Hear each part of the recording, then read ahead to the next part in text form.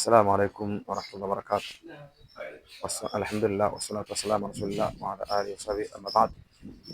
Hapa tukiwa nje ya ofisi yetu ya Kawthar TV, ofisi yetu ya Kawthar Ruqya Center, barabara ya Shell Beach, New York, katika jengo la Boston.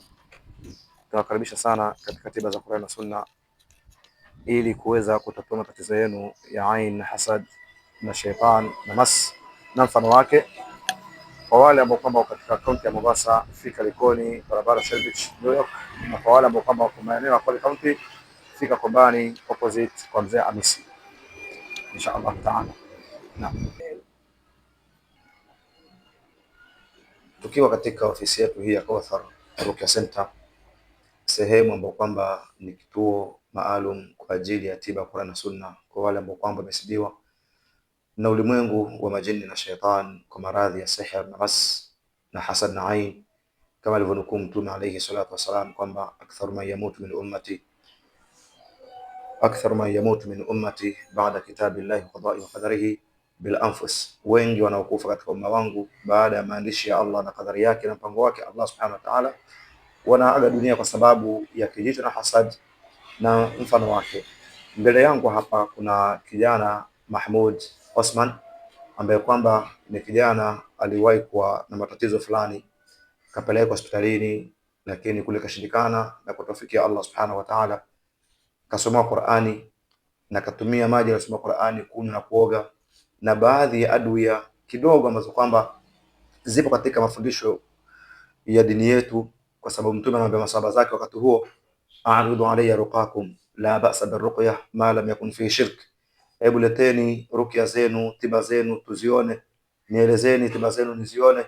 Hakuna ubaya katika matibabu haya maadam ndani yake hakuna shirki. Hakuna ubaya kufanya ruqya wala kutumia dawa aina yoyote maadam ndani yake hakuna ushirikina. Naam, tuko na kijana Mahmud Osman ana neno la kuzungumza juu ya hali aliyokuwa nayo hapo mwanzo na sasa hivi anaendelea vipi. Naam, asalamu alaykum. Alaykum salam. Eka ana labda unaitwa nani kijana? Naitwa Mahmud Osman. Mahmud Osman. Kabla ya kufikishwa katika kituo chetu hiki cha Kawthar Ruqya Center, ulikuwa na tatizo gani? Tatizo langu mimi ilikuwa siku ya Ijumaa asubuhi. Naam. Nilikuwa naenda kuamka kuswali salatul fajr. Kwa mara nasikia mguu wangu wa kulia nasikia ganzi. Ndio. Najisikia mkono wangu wavutwa. Najisikia kisunzi hivi. Naam. Ndio hivyo ndo nikaanguka. Ndio. Na ulipoanguka ulikuwa umeanguka unajielewa au umeanguka umepoteza nafahamu? Hauelewi kinachoendelea? Nimepoteza fahamu. Ulipoteza fahamu. Kwa hiyo ukakimbizwa hospitalini. Na ulipofika hospitalini pale, labda daktari alifanyia vipimo kisha akasema ulikuwa na shida gani? Daktari amenipima. Kunipima ameniambia wewe huna chochote. Fanya hivi, enda zako nyumbani ama uende mahali pa kusomewa dini. Uende ukasomewe dini. Naam, sasa inshallah. Baada ya kutoka hospitali pale, moja kwa moja ukaletwa katika ofisi hii ya Kawthar Ruqya Center na umesomewa Qur'ani takriban sasa hivi ni siku ya 7, si ndio? Leo tuko siku ya 7. Naam, hali yako ikoje kipindi hicho chote umesomewa Qur'ani mpaka kufikia leo? Alhamdulillah, namshukuru Mwenyezi Mungu. Hali yangu sasa hii ni nzuri kuliko zamani. Ndio. Mashaallah. Naam, nafikiri mtazamaji mpendwa wa channel yetu Kawthar TV, Qur'ani ambayo kama imesomewa na miongoni mwa zile dawa alizotumia ni mafuta haya. Mafuta ambayo tunasema ni kiboko katika mafuta yanao deal na masail ya masu shaitan na kupagawa na mambo yanayofungamana na uchawi na hasad. Ni mafuta mazuri sana haya. Katumia mafuta haya na sasa hivi kwa taufiki ya Allah subhanahu wa ta'ala anaendelea vizuri. Anaendelea vizuri kama anavyosimulia mwenyewe. Naam, hebu mpatie mzee kipaza sauti hicho ili na yeye azungumzie furaha yake au jambo lake baada ya kuelezewa hali yake akiwa pale shughulini kwake. Na mzee wangu, nafikiri ulipigiwa simu kwa pale kwenye mihangaiko yako ya kila leo ya kutafuta riziki. Labda ulivyopigiwa simu ukaelezwa hali za kijana wako, labda uliambiwa kuna ishu gani nyumbani, kuna shida gani nyumbani imetokea? Alhamdulillah, shukru rabbil alamin. Nashukuru kwa Mungu, siku ya Jumaa nimeshutuka sana, nimesikia simu kutoka nyumbani, minipigia kasikia kijana yangu ameanguka, amepoteza fahamu. Kakuja mbio nyumbani jioni ikifika, nisikia kijana amepelekwa hospitali. Daktari amesema kijana hana chochote, mibima. Kwa hivyo tumpeleke kisomo yetu ya dini ya Allah, tumpeleke kisomo ya Qur'an. Naam. Sasa mimi nimefika jioni, kushaanziwa kisomo ya Qur'ani. Naona kijana ananisalamia vizuri, naona macho yake si mbaya vile ambao umesikia. Sasa akakuja kwa ustadhi, kamuuliza, niambia kijana taendelea kisomo, meona ni magonjwa ya upepo, kwa hivyo tabambana naye mpaka siku 7. Nashukuru Mola, nashukuru dini yetu ya Kiislamu, nashukuru ustadhi ambao yani metuanzia hiyo kisomo au umefungua hiyo afisi. Nashukuru Mungu, kijana sahi mibona, alhamdulillah, uwezo wa Allah, sahi kwa furaha sana. Mashaallah. Na mtazamaji wa channel yetu hii pendwa Kauthar TV, fuatilia vipindi vyetu vya kila siku. Kama huja subscribe, share kwa majirani, like, toa maoni yako pale katika section ya comment. Na hivi ndivyo ilivyo. Leo Muislamu anapatikana matatizo, anakimbilia mambo ya kwenda kuombewa makanisani, au anakimbilia katika masala ya kishirikina. Anakwenda kwenye masala ya kishirikina, wakati Mwenyezi Mungu Subhanahu wa Ta'ala ametuwekea kila kitu ndani ya Qur'ani. Anatuambia wama farratna min alkitabi min shay, na wala hakuna chochote ambacho kwamba kwenye kitabu hiki cha Qur'ani kimeachwa. Kila kitu kipo ndani, kila kitu kipo ndani.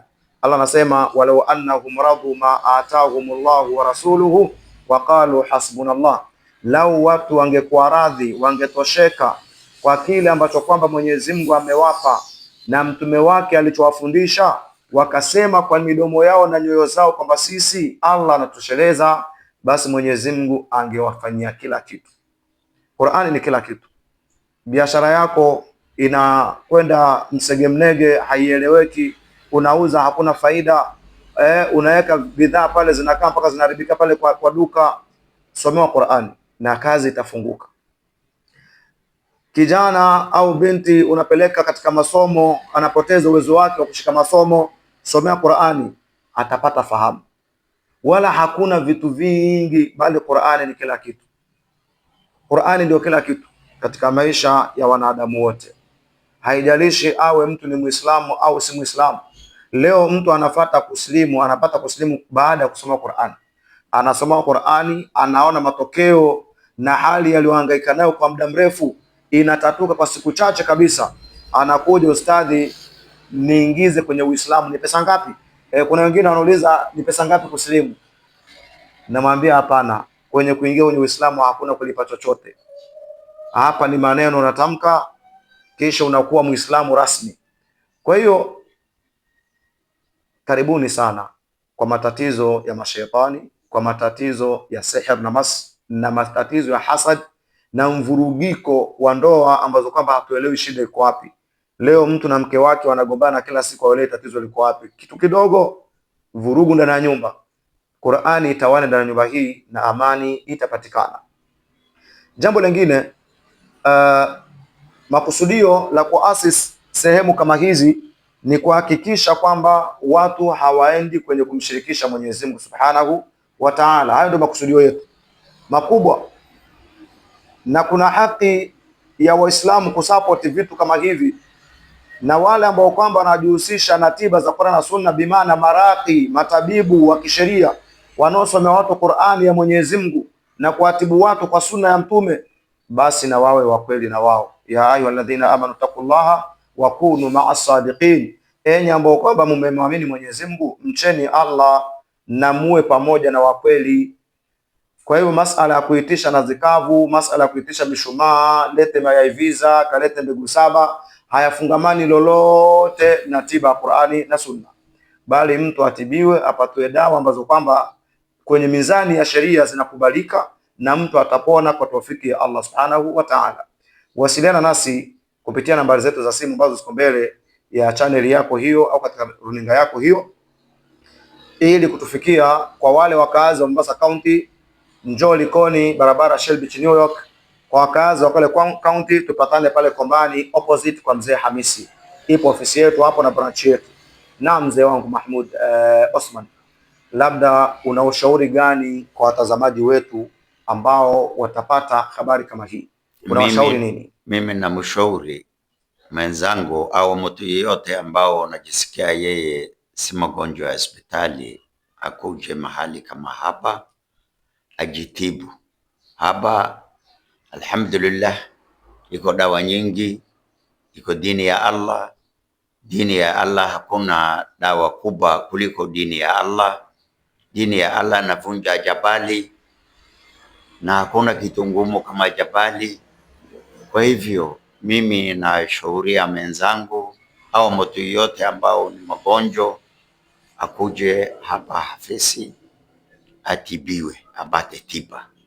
Naam, barakallahu fik, barakallahu fik. Mtume wetu anatuambia, nikimalizia, kwamba istashfu bima hamida Allahu bihi nafsahu qabla an yuhmada khalquhu, jipozeni, jiponyeni kwa yale maneno ambayo Mwenyezi Mungu alisifia nafsi yake kwanza kabla waja wake kumsifu.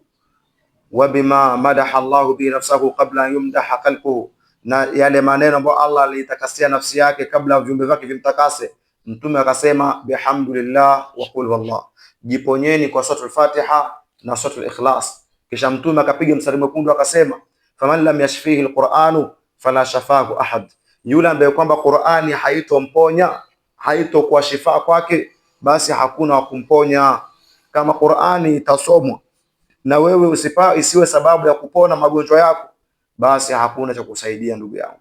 Kwa hiyo ikumbatie dini ya Allah, takasa nia yako Mwenyezi Mungu Subhanahu wa Ta'ala, mtegemee Allah Tabaraka wa Ta'ala, soma Qur'ani, somewa Qur'ani, itikia wito wa Allah katika swala, katika amri ya swala, nawe utapata shifa insha Allah Ta'ala. Karibuni sana Kauthar Ruqya Center, kituo cha tiba ya Qur'an na Sunna, ikiwa ofisi kuu iko hapa katika mtaa wa New York, barabara Shell Beach Likoni, na branch yake iko pale Kombani, na branch yake nyingine iko pale barabara Shonda mwisho wa Kabro. Fika hapo nawe utasaidika. Epukana na dajjal na matibabu ya kishirikina katika magonjwa yako yaliyokusibu. Assalamu alaikum wa rahmatullahi wa barakatuh.